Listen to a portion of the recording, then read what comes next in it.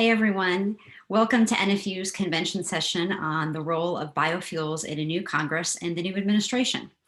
I'm Ann Steckel, a senior advisor here at NFU, and I'm so excited to have this distinguished panel with us here today at the NFU convention to discuss biofuels.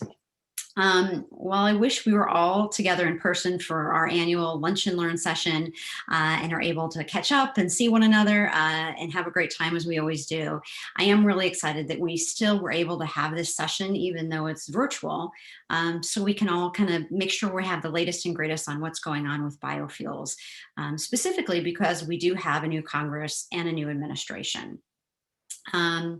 So many of us are really familiar with biofuels here at NFU, and we really are very familiar that biofuels is really here to help us with our clean energy and low carbon transportation fuel system.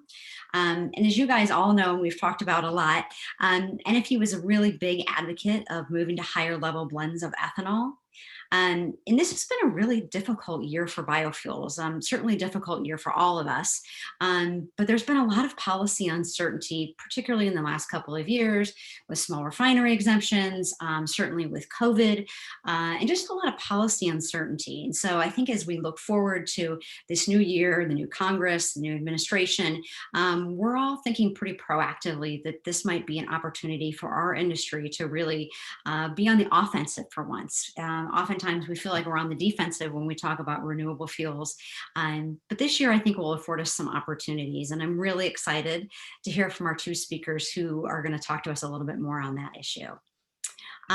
We hear a lot of talk right now about what's going on with reducing carbon and electric vehicles in different opportunities. I think the important thing to remember, and we're all very familiar with biofuels, is that biofuels is here today, now, it's working, and it's reducing carbon. So while people think what we might be doing in 2050 and things that are far away, we as a biofuels industry really know that we provide a lot of the answers that lawmakers are looking for through increased use of renewable fuels. And so I know we're going to be doing a lot of advocating on Capitol Hill and in the administration about that message. If we can move to our next slide, please. Thank you. And I'm going to just take a few minutes to just introduce our two speakers. I'm, again, really excited about these panelists. And they're both folks that I've known and worked with for a number of years. And so as we were putting together this panel session, they were the two obvious choices for people who we wanted to have update all of the membership on what's going on with biofuels. So first off, we're going to hear from Rob Walter. Rob is the VP of Federal Affairs at POET. And for those of you that are not familiar with POET, POET is one of the largest ethanol companies with 28 plants. They produce ethanol, corn oil, and high protein animal feed.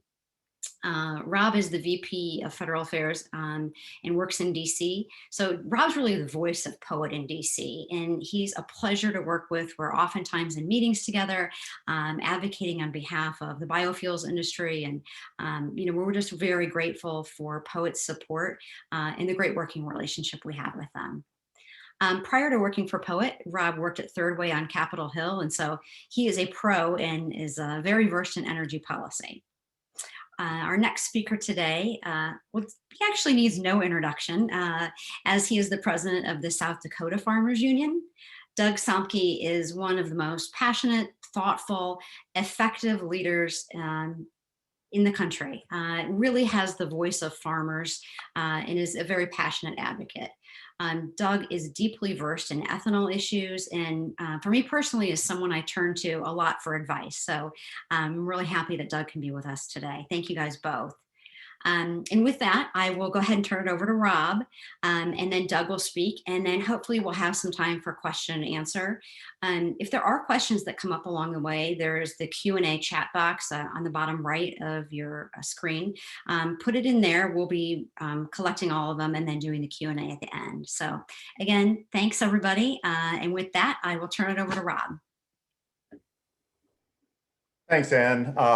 Really appreciate you inviting us and to speak here today. First off, just want to say thank you, not only to you, but to NFU for your friendship and all the work that we've done. It's been a long 4 years of a lot of work, a lot of challenges. And I think your title slide says it all. It's a new Congress, and it's a new opportunity. We have the chance to finally make a case that biofuels should replace all liquid fuels in the fuel market. This is a Congress that is looking for answers.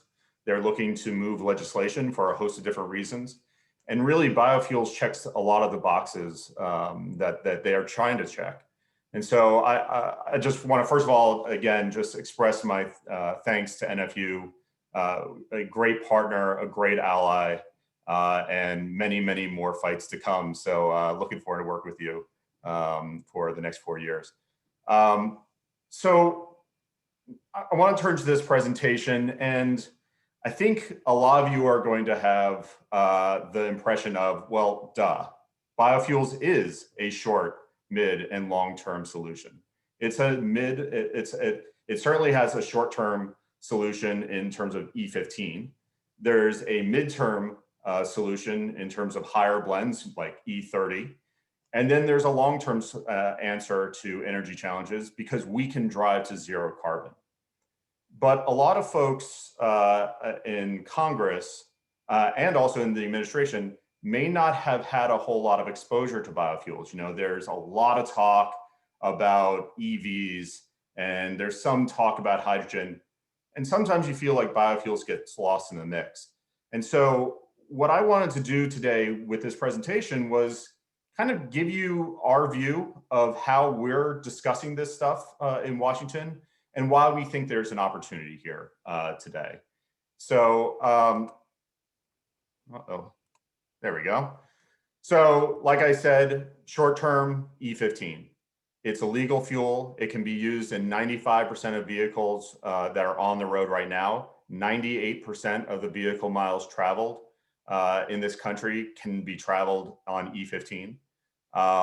There really isn't a whole lot of work to be done on the infrastructure side.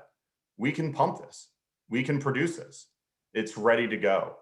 And I know Doug's going to be talking a little bit about E30. So just want to make sure that, throwing our support in, E30 can take a lot of different, come across different ways. It could be seen as E30 plus petroleum, or can you do E30 plus a renewable gasoline component? There are lots of different ways to get to E30, but it is absolutely the next step after we get E15 out the door. And then you have long-term. How do we get to that 100% liquid fuel that's 100% zero carbon, right? So let's talk a little bit about E15. When you're talking about E15, it's not the full solution to climate change. It still has a carbon index score, but it is lower cost. Like I said, it can be used in infrastructure and vehicles on the road today. And it starts to clean up the air that impacts communities of color, low-income communities, urban communities. It's something that really appeals to those coastal Democrats that just seem to put their eggs all in the basket of EVs. And as we've been talking and starting to make the rounds, and there's a little bit more receptivity to energy policy right now, what we're finding is that environmental justice angle, that discussion about how we can help lengthen the runway that we need to launch a zero carbon climate future, that's really resonating. It means there's more receptivity, and it means that we're able to reintroduce ethanol. It's no longer being seen through the lens of, oh, I want this or the other, EVs or liquid fuels. Now it's starting to be seen as, oh, this can help us continue to slow the impacts of climate change. We still have the same problem. The problem that exists is there's a fuel monopoly, and it's run by the oil industry. The EV guys feel the same way. And so, you have certain oil folks coming and trying to reach their hand out to us saying, hey, let's do Liquid Fuels Unite. Where were they before? Well, they see us, they're trying to use us essentially as a human shield. I'm going to be very blunt with you all today. They are not really looking to give us any more of the gallon. They're not looking to give us any more of the tank. What they're looking to do is to run the clock on these next 2 years and get to the midterm elections. And so what we think is, at least our view of how we could potentially see some uplift from policy in the next couple of years, is to hitch our wagon to clean energy and climate legislation, or running through the administration. At the end of the day, the arguments are the same as they were back in 2007 when we passed the RFS2. We're using too much oil. That oil, we actually just had more imports than we had domestic supply this past month. And then there's a health impact, there's a climate impact. So all of the same arguments apply as they did back in 2007. But what we have now is E15. When we were able to get the RVP rule, I don't know how many of you are familiar with that. I'm not going to spend too much time on it, but when we got that reed vapor pressure rule changed, now we can sell E15 year round. There is no RVP problem. Every retailer in the country can sell E15 year round, so long as E15 is a legal fuel in their state. We have some issues at the state level still, California, but New York recently allowed E15 to be sold. So again, it is an opportunity that exists right now that we can move forward. You all probably know this, but these are the things that we need to explain, because a lot of the members of Congress are new, or they haven't really heard this narrative before. But there are benefits to biofuels, and there are benefits to E15. A lot of people are looking for silver bullets. Like we said, EVs, everyone says, oh, they're zero emission vehicles. We know that's not true, but that's how they're being advertised. So why would I be in support of E15? Well, again, there are 250 million plus vehicles on the road right now.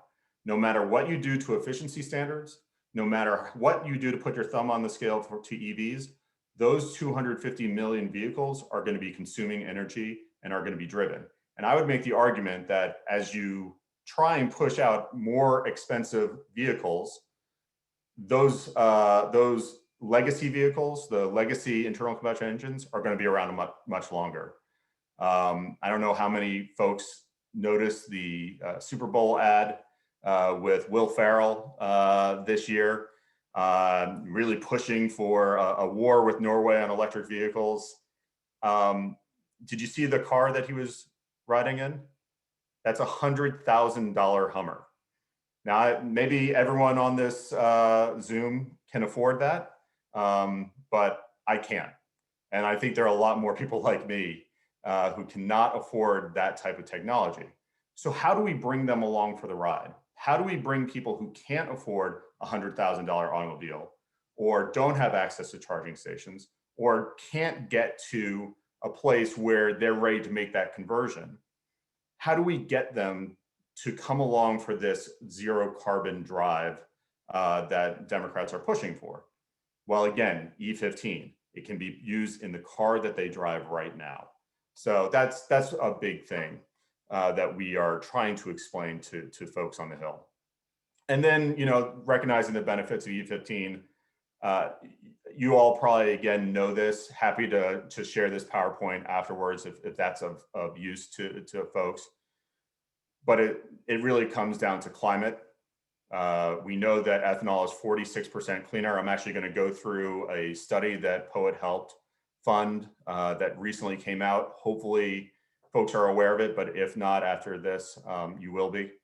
But 46% cleaner right now. That's a snapshot in time right now. If you put ethanol over petroleum, you have reduced emissions by 46%. That's significant. That's significant reduction. That requires nothing other than you picking up a hose that says that has a different product. Also, environmental justice, and this is huge. This is huge. Like I said, the EVs are not ready for prime time. They're not ready for middle income folks. They're not ready for low income folks. To bring that home, before COVID, 9 million drivers were more than 3 months behind on their auto loan payments. Think about that. 9 million people were more than 3 months behind on their auto loan payments before COVID, before those people started losing their jobs. I don't know what it is now. I haven't seen a most recent update, but it's got to be worse. How on earth can the person who can't afford a secondhand use Corolla be expected to purchase these other vehicles? Moreover, asthma rates come from emissions. What can be done right now as you're starting to transition to EVs? E15 can go in a car right now, can start reducing those harmful aromatics, that BTEX that we all know and hate. Rural development and job creation, we all know it, we all live it. Biofuels can bring blood and work to the heartland, and we desperately need that type of stimulus in at least our neck of the woods. So we would love, as Poet, Ann mentioned that we're the largest producer of ethanol in the country. We produce about 2 billion gallons. We do not want to stop there. We want to grind more corn, and we want to get more biofuels out the door, not only because it's good for our bottom line, but because for all those reasons we talked about, it's good for the future of this country, both from climate and health impacts. And let's talk about health. MTBE was replaced by ethanol. That was a good thing. We have more work to do. BTEX, which is benzene, toluene, ethyl benzene, and xylene, big letter words that if you ever spell and Scrabble, you win. Those chemicals need to be gotten rid of, and we're the only thing that can do it because we have the octane to go along with it. So how do we make E15 America's fuel? Well, you got to get more retailers to offer it and more consumers to, and that means more consumers need to have access to it. Here are the policies. This text wall is essentially the policy prescriptions that Poet and others are advocating for this Congress. All these policies will help increase the value proposition of E15 and get retailers to present it to the consumer. There are things in here that you probably recognize, things like enforcing the RFS appropriately, abide by the law, not anything shocking there. But also there are things like the mobile source air toxics rulemaking. There laws of economics apply here. If you can reduce your price of production, that's good. That makes you more competitive. But if you can increase the price of your competitor, that's also a good thing. That's what that would do. Mobile source air toxics rulemaking would basically make that BTEX, that benzene, those benzene compounds more expensive, and you'd have to get rid of them. So that would make us more attractive to the refiner and to the retailer. And then there are other things too. The one thing I'd like to really point out, all of these bullets, except for the last one on the right, can be done by the administration. That last one is something that we're looking to do in this thing called budget reconciliation. And I apologize, maybe all there is to know about procedural hurdles, especially if you've been watching the news as of late. But budget reconciliation is a very narrow way to get policy out the door and through Congress. And it has to be either a spending or a revenue provision. That last bullet is a way we could provide a significant value proposition to retailers. And it's something that the industry is beginning to coalesce around. Had a lot of meetings at Fuels America, Growth Energy, and others as of late. This is going to become our big push when it comes to trying to get E15 and budget reconciliations. Just a heads up on that. And again, please reach out to me offline if you'd like to learn more about it. E30, again, I'm just gonna let Doug, because he's far smarter than me, but this is the next step. We've got to get to E30. E30 is a better fuel. It's an optimal fuel because of the octane and energy density. It's cleaner. All the benefits that E15 have, E30 is double. So we love E30. We want to get there. And that is definitely the midterm solution for us. But then there's the zero carbon liquid future. This is what a lot of Democrats are looking at right now. And we want to make sure that we are presenting them a vision, because EVs have done an excellent job. Say what you will about them. They have great marketing gurus over there. They have presented a vision. Elon Musk, say what you will about him. He is a charismatic CEO who has a vision. He's building space, he's building rockets, and he's building electric vehicles, and he's building hyperloops, which I don't fully understand. He is an innovator, and he's out there and he's pitching and he's doing a great job. But we know that for all the reasons we talked about, you can't get there all the way with EVs. And so we have to have a zero carbon, fully liquid solution to bring those internal combustion engines along. I mean, listen, there's something called the rebound effect that exists in economics. When you start to reduce demand for something, that price of that something is going to drop. If Elon Musk had his wish and tomorrow there were EVs in every single driveway, what would that do to oil prices? They would tank. They would be super, super low. So what would that do for developing nations? Would that send the signal that we should invest in the infrastructure to get our grid ready to buy these expensive vehicles, these electric vehicles? No, they would say, wow, oil's really cheap. Let's keep on using that. We've got to solve the liquid fuel problem if we want to solve global climate change. And not to mention, there's going to be a resistance here in this country around electric vehicles. This study was just put out, and it's a game changer. There are a couple of folks on here I just want to highlight. One is from Harvard and one is from Tufts. Not the usual institutions you hear about when you start talking about ethanol or biofuel papers, academic papers. Usually we see things coming from the Midwest institutions, whether it be University of Nebraska or Iowa or Illinois. This is different.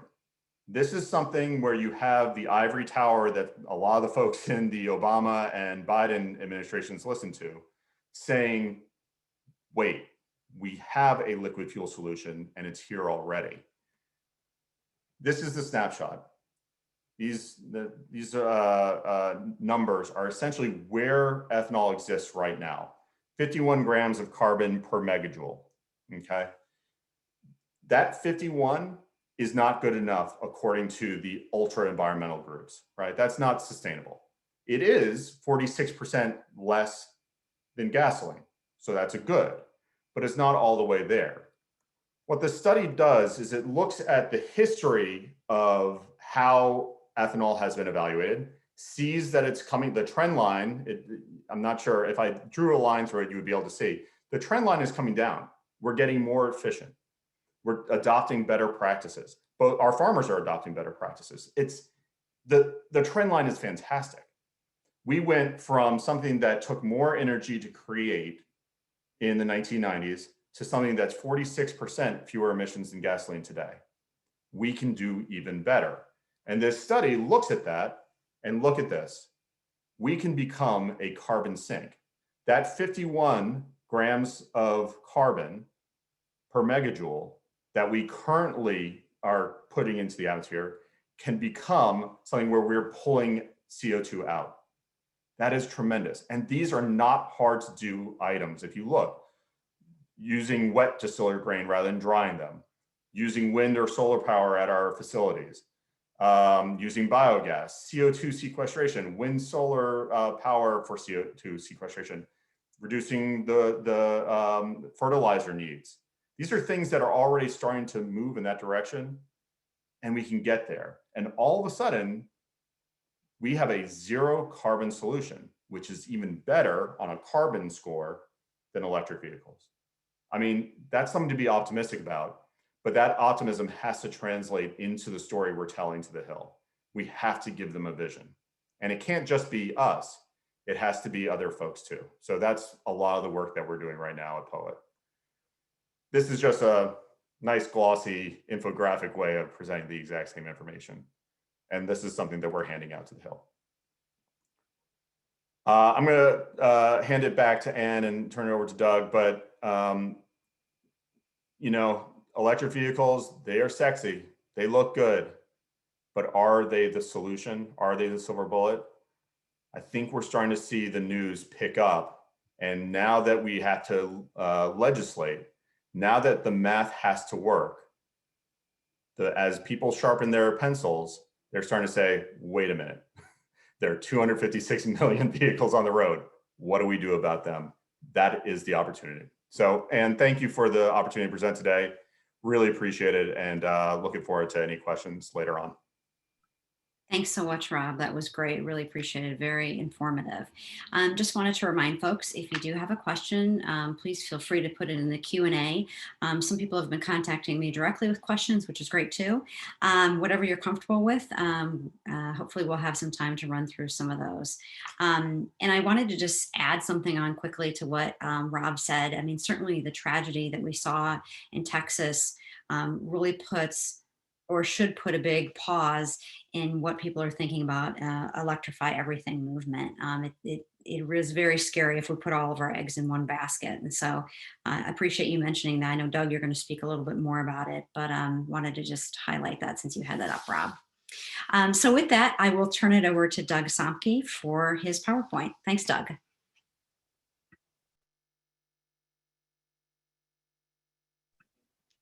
I really appreciated that, Rob. That was some good stuff. I hope I can add on to what you just gave there, because very positive about ethanol going forward. And you know, here in Groton, South Dakota, where I'm from, northeastern part of the state of South Dakota, we're experiencing probably the mildest winter that we've ever had. So anybody that doesn't believe that things are changing and how fast they change, you should have seen our winter last year. It was horrible. And even the very hardcore farmers in my area here have been very open to what we've been talking about. I don't know that they've come along hopefully or willingly, but they do know that there are things changing out there.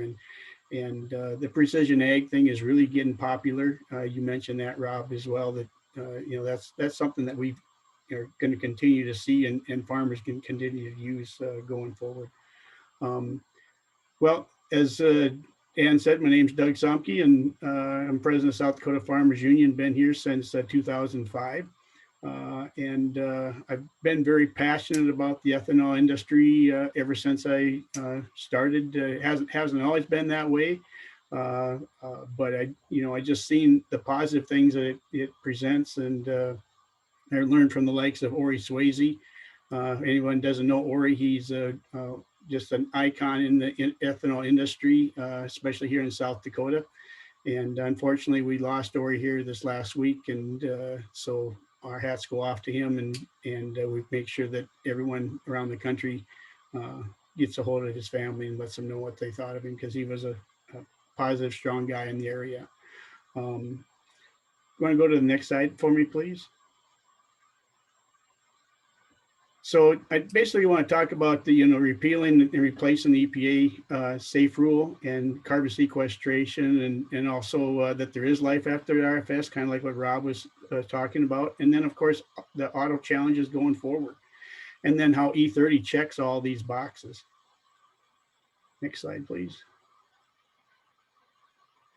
Now, for those of you that don't believe in global warming, look how the woman's undergarments have changed over the years. This is pretty obvious, and we only went to 2006 because we don't want to get any smaller.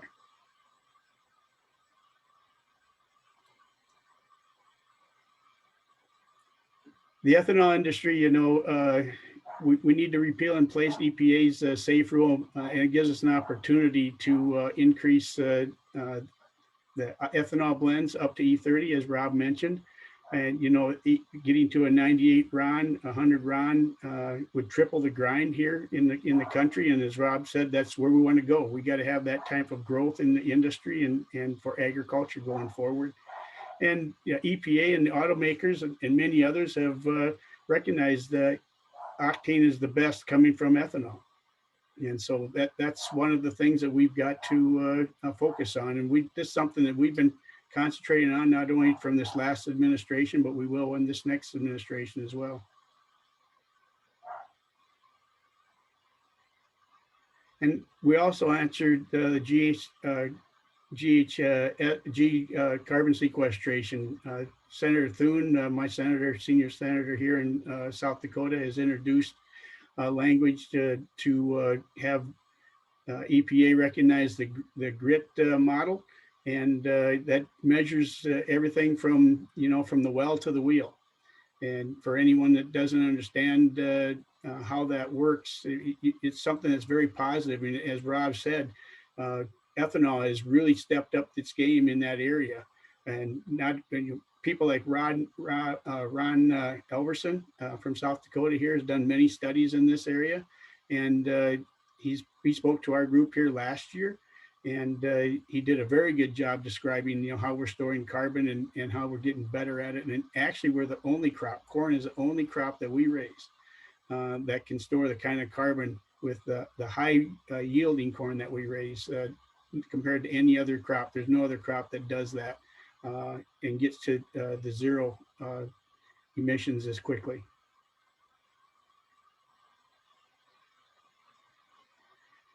And there is, look beyond the RFS, what's in the future. The RFS has capped us at 15 billion gallons. I mean, this is all some old news, but, and also we've had some problems with the RINs.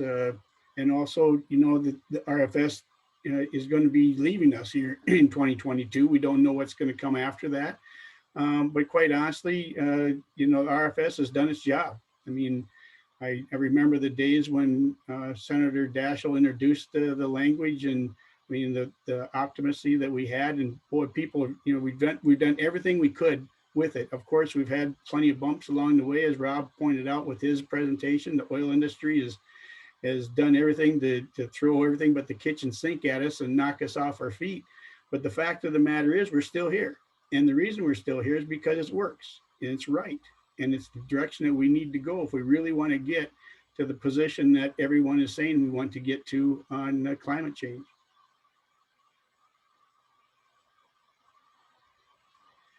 So I'll touch a little bit on the light duty vehicles. Rob already gave you some of these numbers. There's 270 million combustible light duty engines on the road today, and only 2% of them, the vehicles on the road, are electric. Only 2%. So, you figure that in, where if we're adding 20 million cars every year, and each car has 15 years of average life, and if even at just 50%, if you replace each one of them with an electric vehicle at 50%, I mean, there's still going to be hundreds of millions of gasoline vehicles on the road. I mean, decades from now. So all this talk, as Rob mentioned, it's all sexy. But the fact of the matter is, when the rubber meets the road, we're still going to be using a lot of liquid fuel vehicles for many years to come. I remember when GM set this goal and they announced, and boy, all the buzz. I mean, every paper, Wall Street Journal, New York Times, Washington Post, all of them had, GM says no more combustible engines after 2035. That was, really good and sexy at the time. But the fact of the matter is, recently they just announced that, I think maybe we will be hanging on to the liquid fuels for a while. We won't be moving out of them as quickly as we thought. And Toyota's president just recently said the same thing. He said, first of all, it's close to impossible to get to that point. And second of all, it'd just be bad policy.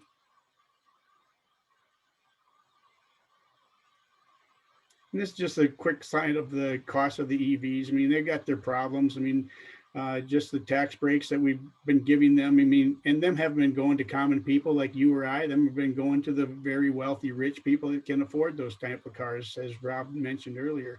And then consumer choice. I mean, that people are going to have to want to buy them. It's not that you can make them buy them. And then if you look at the rate, the base rate of electricity, I mean, there's going to be backlash for those that aren't driving automobiles. Why would they want to see electricity go up? Because they don't even drive a car. So there's political backlash as well. And then, of course, the recharging infrastructure. There's a lot of hurdles to climb there and hoops to jump through. And we're getting there, but we're a long, long ways from that. And it's going to take a huge investment in infrastructure to get to that point. Not saying that we won't get there in time, but until then, like I said, there's going to be a lot of use of gasoline cars going forward. And then, the recent problems that we've seen at the California brownouts and what we've seen in Texas, the major breakdown of our infrastructure. Imagine if we had electric cars added on to that. I mean, it just wouldn't be feasible, and especially in those two states. I mean, um, California, of course, they've got their CARB rule, and that's some of the issues that they've been dealing with. And we can do a lot better job, as Rob stated, and we're getting better all the time on meeting those standards that meet their requirements. And I don't see it ending anytime soon.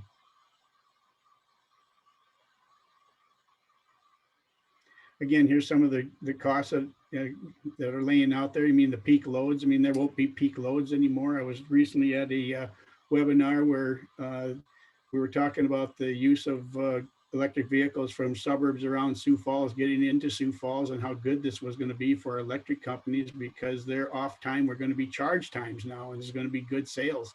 And I just mentioned why that wasn't such a good thing. And I think after what happened in Texas, I think they realized that too, that that's not the silver bullet.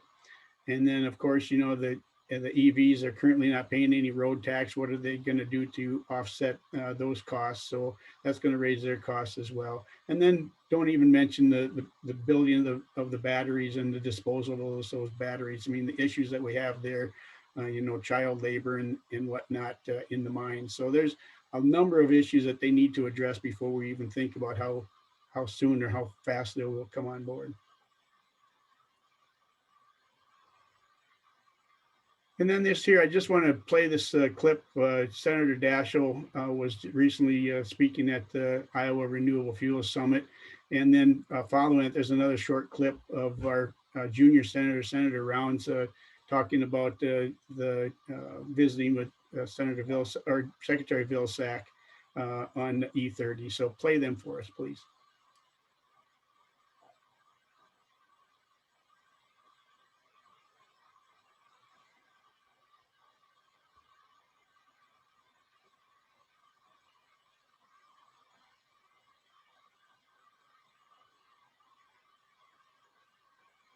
Are you guys hearing it? Because I'm not.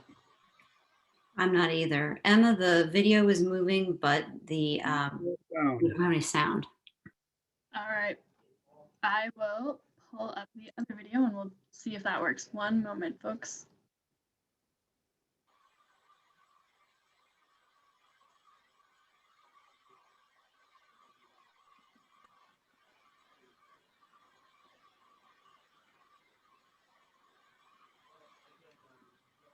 And thank you all for your patience. Let's try. I actually, as one of those who, with Dick Lugar, started the whole RFS movement many, many years ago, believe that RFS provided the launch. And I think E30 provides us with the orbit. If we could get into orbit, E30 is going to take us there. And all that is required is a regulatory change. It doesn't require, as we said earlier, any statutory change. So it seems to me that really ought to be the emphasis.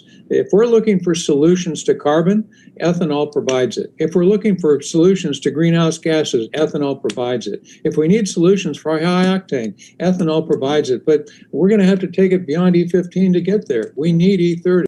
I just got off the phone with former Governor Tom Vilsack of Iowa. He's also the former Secretary of Ag. But Tom and I were governors at the same time. We've worked together on projects on a number of different occasions. He is now the nominee to be the next Secretary of Ag. I'm going to support his nomination. I think he's the right guy at the right time. Just had an opportunity to visit with him about the future of ethanol. We both agree there is a bright future, that there are some challenges that I think he's committed to help us overcome. He understands that, as an additive, you can run 25-30% corn ethanol in with a petroleum product, really improve the octane and give ethanol producers a very bright future.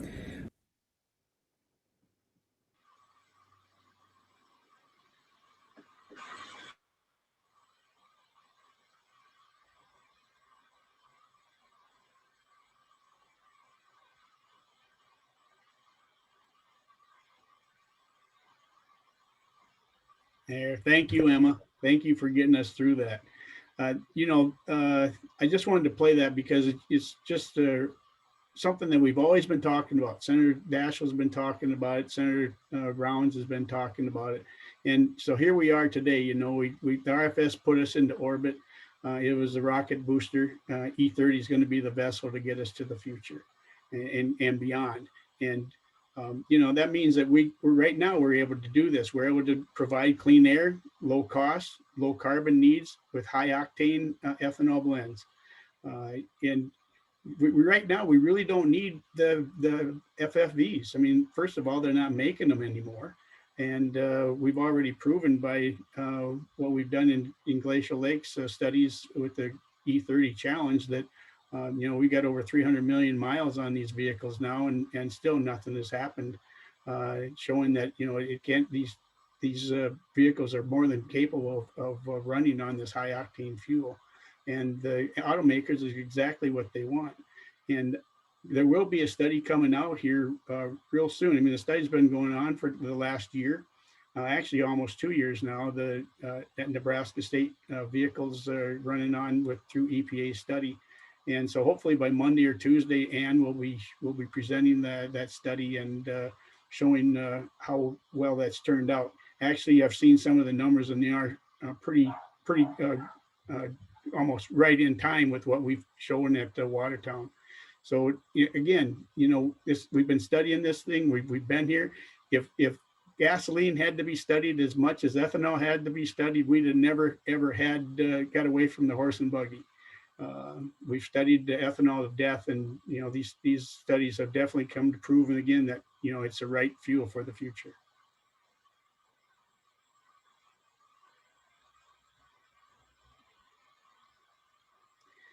And this, I was doing the research for this, and I realized I'd come across this growth energy testimony back in EPA's CARB hearing in 2011. So 10 years ago already, growth energy was saying E30 is the future. E30 is where we need to be. And I couldn't agree more. This is something that, again, we've proven over and over again.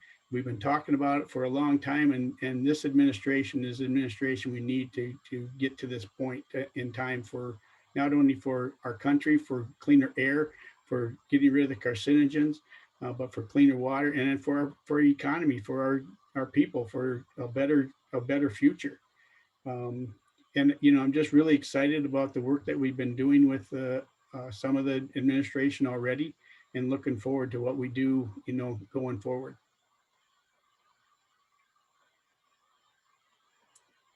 This is just another part of that study. You can just page through these next couple, Emma, for me. I just wanted to include them in case anybody wanted to read through it. This one here, I think, is the one that really points it out. It lowers the priority pollutant emissions. It lowers the particulate matter emissions, especially the ultra-fine ones. And it also has better performance for E30 optimal engines. And that's exactly what the auto industry wants.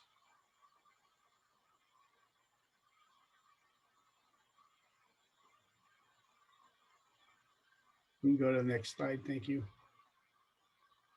So here we are. E30 checks all the boxes. We're the high octane, we're the low carbon.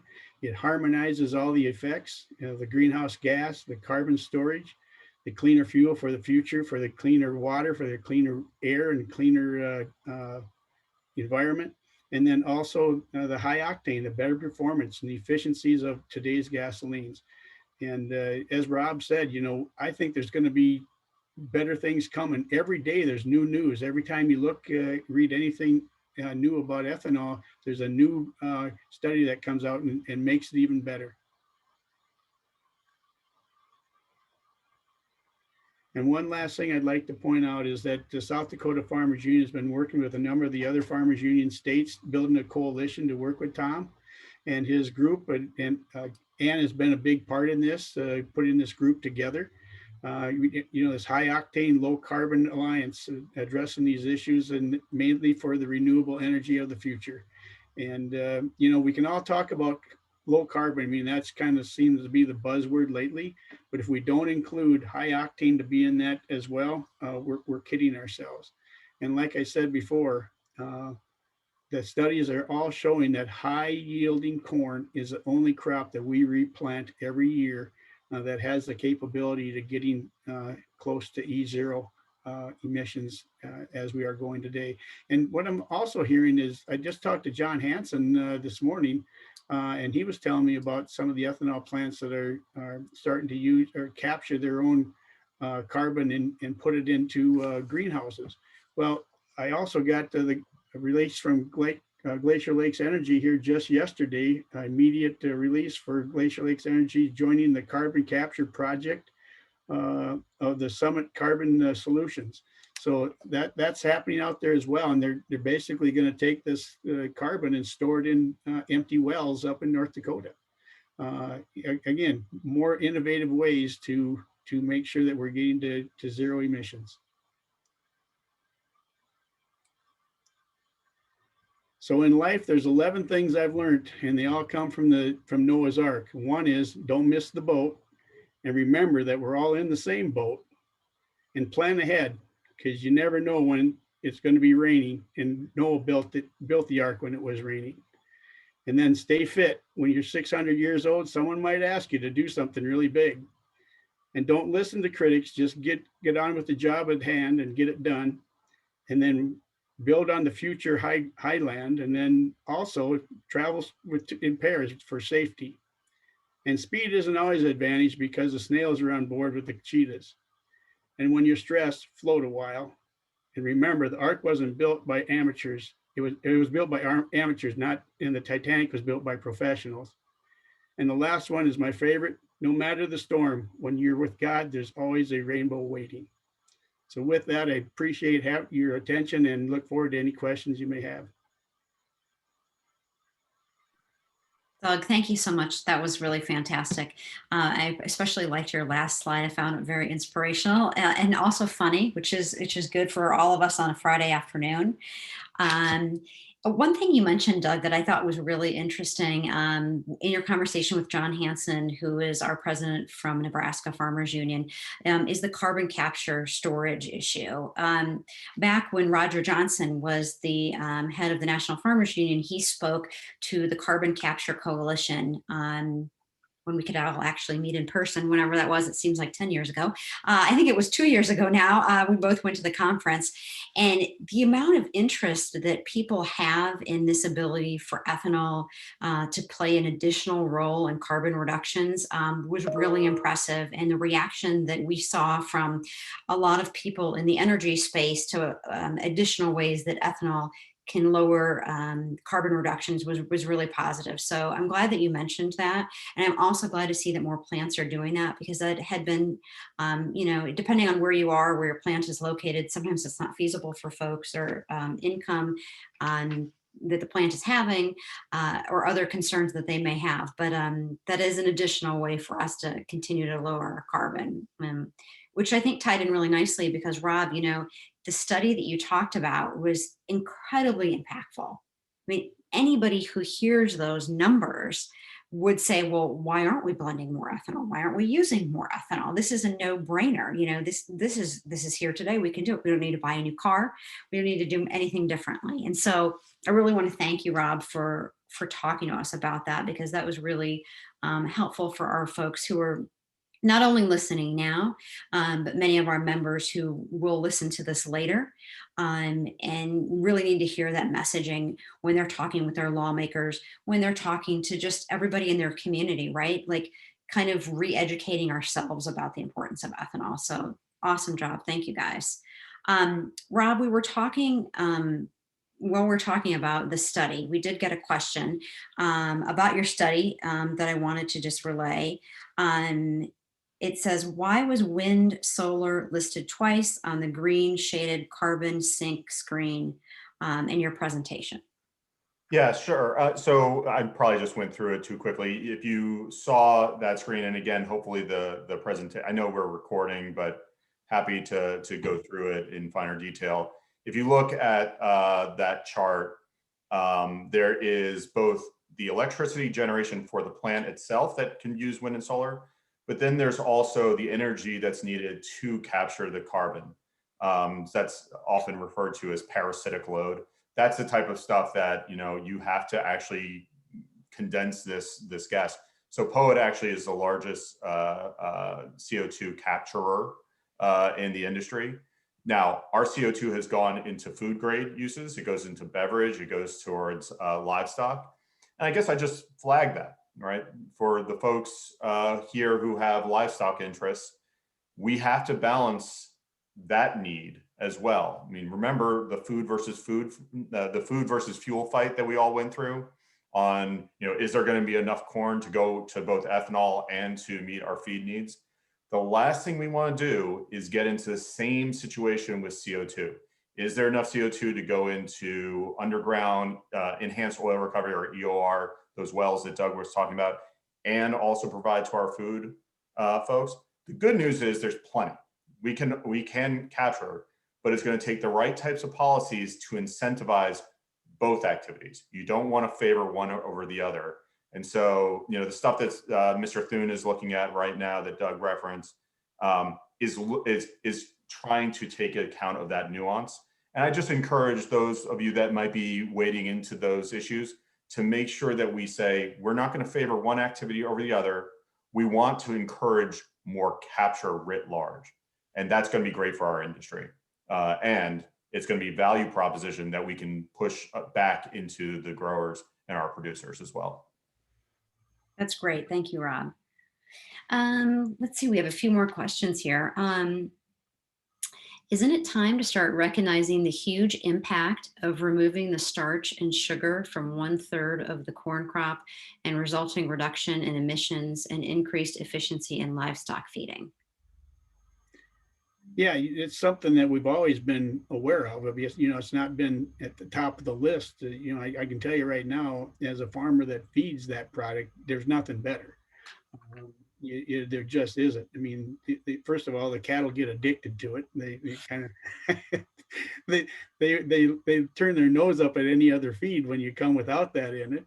But it really is. I mean, you got to consider it this. A cow's stomach, is breaking that down, and there's actually two parts of that stomach, and this helps that process. It helps it. It's already broke down to some degree before they even eat it, and I think that's one reason they like it so much. And besides, it smells good. But yeah, I mean, it is something that we probably could advertise. But I'll be honest with you. There's a high demand for that feed right now. If you fall off the list of receiving that product from an ethanol plant, you don't get back on very quickly. You're replaced immediately. So it's just something that we don't talk about just because of that. There's such a high demand for it right now. Yeah, that's great. Thank you, Doug. Another question we got. This is similar, maybe Rob, you can tag on to some of the stuff that you talked about, but also something for all of us to think about, is how do we get automakers to promote E30? Oh, that's a great question. So, Doug, I might kick it over to you pretty quickly here. The automakers have been tough. By and large, and hopefully I'm not insulting anybody here, but I want to be honest. Automakers tend to be very, very cautious when making future plans. And sometimes I think our industry has sometimes talked to the wrong people within the automakers. A lot of times we hear from the engine guys and they say, we love E30, because again, it's that optimization of octane and energy. But they're not the marketing folks. They're not the GR folks. And we need to have more robust conversations across the chain with the automakers. What we saw, and Doug got this, nailed it. Those big announcements about electric vehicles that we saw, the GM one, I mean, they've got loopholes that I could drive a Mack truck through. They're like, if the policy supports a push to electric vehicles by 2035, it's going to be all electric. Well, what does that mean? So, I've got a bridge that goes from Brooklyn to Manhattan, I'll sell you too. So I guess the long and short is we have to continue to engage. We need to have that conversation. And the vision that I think we all here share, whether it be E15 and E30, I guess just quickly on that, E15, there are folks out there that try and say, well, you can either be for E15 or you can be for E30 or you can be for E85. No, you can be for more ethanol going out the door. E15, the more ethanol that's going into E15 means the more ethanol that will be available for E30. It sends a price signal. If there's more E15 being sold, it sends a price signal to my company, build more plants. And that means I'm building more plants and then I'm getting ready for E30. So I want to make sure that we're all friends here. We're all fighting the same fight. The car manufacturers absolutely prefer E30 over E15. And so that's a huge opportunity. It's one of the reasons why we see it as a huge opportunity. But to get them to talk about it, they need to believe a few things. The first is that we can produce the amount of fuel. First is that we can grow enough corn. The second is that we can produce the fuel from that corn. The third is that you can get the fuel to the retail station and make sure it's available. And then the fourth is that people will actually put it in their car. And those are four questions that they, at least in my conversations with the business units, not the engine guys, but the business units, they don't feel we've satisfactorily answered yet. So those are I think if we are able to provide answers to those questions and show our math to that, how we can get the E30 to the consumer and produce enough of it, that's a step in the right direction to get the auto guys with us. But Doug, you probably have more on that too. Yeah, no, you hit it pretty good there, Rob. But one of the other things is just word of mouth. I mean, look what Glacier Lakes did in Watertown and Aberdeen. The millions of gallons they've sold there, and it was simply by talking to the auto dealers, talking to the retailers of the fuel, and getting the word out to the public. This isn't gonna harm your engine. And having someone like Andy come in and with the dynamics of the engine specialist that he is. I mean, he's known around the world, and you have a specialist like him endorsing this, saying this is the kind of thing we're looking. This is for us that want performance. This is what we have, and I think the NASCAR people, they love using ethanol in their cars. I mean that should knock it out of the park for anybody that is a car body guy. I mean, you shouldn't be worried if they're using it in their engines. Why want to work in your minivan? And again, the work that Jim and the board did at Glacier Lakes, just the hours of communicating in the community, that was a low vision, low cost way to get the message out. And again, it created a demand, and Watertown still to this day, has got a high demand of ethanol. And we don't even talk about the E30 challenge anymore. It just happens. And so anybody that, if you want it in your community, be asking the right questions. And if you're if you're on a board of an ethanol plant, let them know, hey, maybe we should try this. Let's look at this, and it's just something that I'm not going to say it's going to work in New York City, but it sure as heck does work out here. Yeah, that's a good point, I think, is the state element, because right now California has a ban on E15, let alone E30. So you got to get that changed, because that's California's 10% of vehicle sales. If they can't optimize for E30 and get that product into California, it's really hard. So that goes back to that third question: can you actually get it to the pump, that the autos continue to ask us? Well, guys, this has been an absolutely phenomenal session. We've run up against our time limit, but I really want to thank Doug so much for taking the time to talk with us today. Really want to thank Rob for taking the time. This is really educational for our members. Again, we did record the session. It'll be put up on our website. Our folks do go there and get the opportunity to review the slides. If there was any facts or anything that you guys didn't get a chance to write down, please feel free to check it out on the website and peruse the slides at your leisure. If you have any additional questions, obviously, you know where to find me at NFU. And again, thank you so much, Doug and Rob, for your time. And thank you guys for taking the time to watch this. I hope everyone has a great day. Thanks, Ann. Thanks, everybody. Later.